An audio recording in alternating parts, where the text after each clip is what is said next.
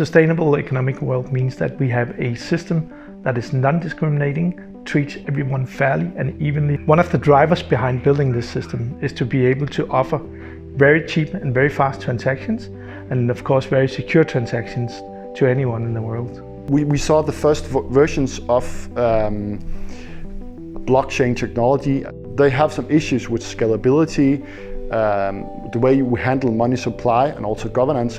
We have a solution for that. So what we've been doing for the past 2.5 years is we've been investing a lot of serious amount of time and energy into building up Tagion, the core components of the network, and thinking out the governance model behind and building all the concepts.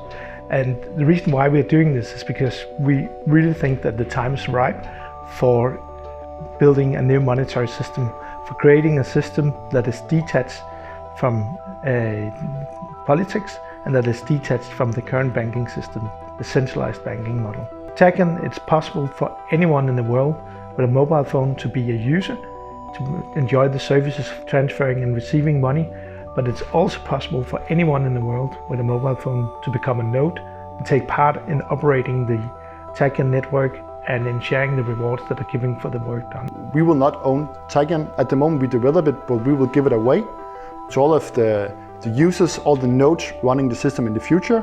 So what's motivating about building up Tagion, that is the idea that we'll be able to do a real difference, to replace the current dysfunctional monetary systems with something that can make life a lot easier for a lot of people that do not even have access to a monetary system today in the way that we know it in the Western world.